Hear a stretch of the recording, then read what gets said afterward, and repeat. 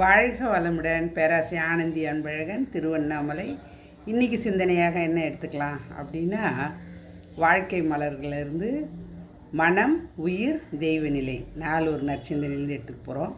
இப்போ இந்த மனம், உயிர், தெய்வநிலை இது மூணு பார்க்க முடியுமா அப்படின்னா பார்க்க முடியாது. ஆனால் இருக்கிறதால தான் நம்ம மனசை உணர்கிறோம். உயிர் இருக்கிறதால தான் இது பார்க்குறோம், பேசுகிறோம், கேட்குறோம், எல்லாமே பண்ணுறோம். தெய்வ நிலைன்னு ஒன்று இருக்கிறதால தான் நம்ம எல்லாருமே இன்னைக்கு இயங்கி கொண்டு இருக்கிறது. ஆனால் அதை நம்ம பார்க்க முடியுமா? முடியாது. அப்போ புலன்களுக்கு அறியாதது விஞ்ஞானமும் என்ன பண்ணுங்க, விஞ்ஞானத்தில்தும் உணர முடியாது. ஆனால் அறிவை கொண்டு ஆராய்தல் நம்ம அறிவது தான் மெய்ஞானம். இப்போ உடலை பற்றி நிறைய அறிஞ்சு வச்சுருக்குறோம். ஆனால் பார்த்திங்க அப்படின்னா மனசை பற்றி அறிய வேண்டும். ஏன் அப்படின்னா இந்த உடலில் மனம் ஒன்று இயங்கிறதால தான் உடலுக்கும் மனதிற்கும் சம்மந்தம் இருக்குது. அப்போ உடல், மனம், அதுக்கு பேசிக்காக இருக்கிறது உயிர்.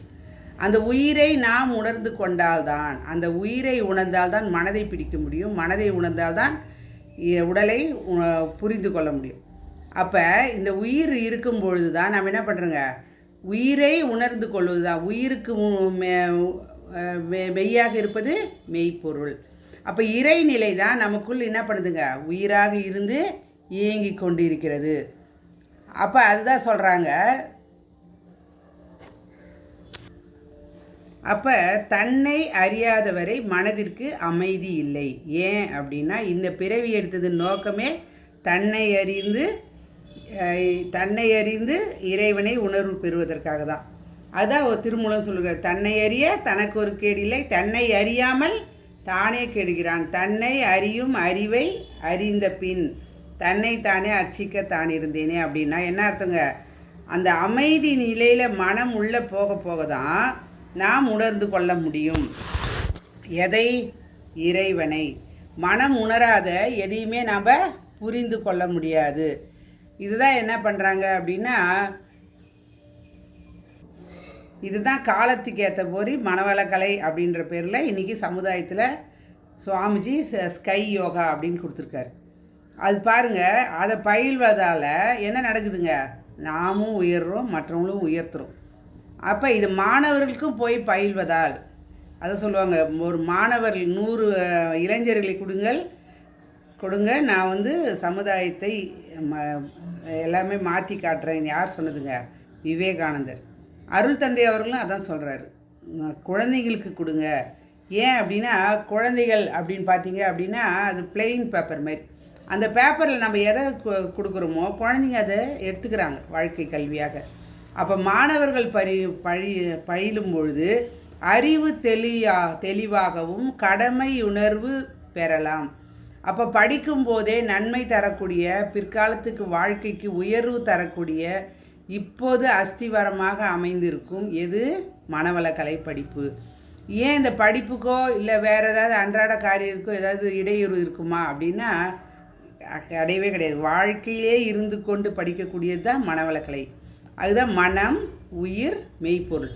இது 3 உணர்ந்துக்கிட்டோம் அப்படின்னா இதால் என்ன நடக்குது அப்படின்னா, நாம் எதை உணர்ந்து கொள்கிறோமோ, நாம் எதை எடுத்துக்கொள்கிறோமோ அதுக்காக தான் நாம் என்ன பண்ணுறோங்க, நாம் உணர்ந்தால் தான் அதை மற்றவர்களுக்கு தர வேண்டும் என்ற எண்ணமே நமக்குள் வரும். இது எல்லாமே மறைப்பொருள் தான். நம்ம இப்போ சொன்னது எல்லாமே மனம், உயிர், மெய்ப்பொருள். ஆனால் இது 3மே என்ன பண்ணுங்க, உணரக்கூடிய தன்மை, ஆற்றல் யாருக்கு இருக்குது அப்படின்னா மனிதனுக்கு மட்டும்தான். அதான் சுவாமி சொல்கிறார், மனம் ப்ளஸ் இதம் மனிதன் எடுத்துக்குங்க. அடுத்தது பார்த்திங்க அப்படின்னா தெய்வ நிலையை பேரறிவாக பேராற்றலாக இருப்பதே நமக்குள் அறிவாக உயிராக இருக்கிறது. அப்போ மனம், உயிர், இது மெய்ப்பொருள், உயிர் நமக்குள்ளே இருக்கிறதால தான் அதை உணர்ந்து கொள்ளக்கூடிய தன்மையும் நமக்குள் வரும். இது 5 அறிவு படைத்த விலங்கின் வரை அவங்களுக்கு தேவையில்லை. ஏன் அப்படின்னா பஞ்சபூதங்களின் கூட்டானது தான் பஞ்சபூதங்க விலங்கின வரை வந்திருக்கு. அப்போ அவங்கள்னா பார்த்தல், கேட்டல், சுவைத்தல், உணர்தல் என்ற இதில் செயலில் 5 புலன்களுக்கு கரெக்டாக அவங்க வேலை கொடுத்துட்டு அவங்களோட வாழ்க்கையை அவங்க இன்பம் துன்பம் அப்படியே போயிட்டுருக்காங்க. அவ்வளோதான் வாழ்க்கையின். ஆனால் அதுக்கு மேலே மனிதன் தன்னோட அறிவை பேரறிவோடு இணைத்து கொண்டு அதில் செயலாக்கம் புரிவது தான் என்ன நடக்குதுங்க, அறிவை புரிந்து கொள்ளும்போது மனம் என்ன பண்ணுறாங்க, பிடிச்சிக்கிறோம். பிடிச்சி அந்த அறிவாக செயல்படும்போது நமக்குள் இரையாற்றல் இருப்பதை உணர்ந்து கொண்டோம் அப்படின்னா, நாம் எதை உணர்கிறோமோ அந்த அளவுக்கு சமுதாயத்துக்கு கொடுக்கக்கூடிய அளவுக்கு முதலில் சமுதாயத்துக்கு கொடுக்குறோமோ இல்லையோ முதலில் நம்மை நாம் உணர்ந்து கொள்ள வேண்டும். அதுதான் தன்னை அறிய தனக்கு ஒரு கேடில்லைன்னு சொன்ன பாருங்க. அப்போ தன்னை அறியும் அறிவை அறிந்த பின் அர்ச்சிக்கத்தான் இருந்தேனே அப்படின்னா இறைவன் கொடுத்த வாய்ப்பு இந்த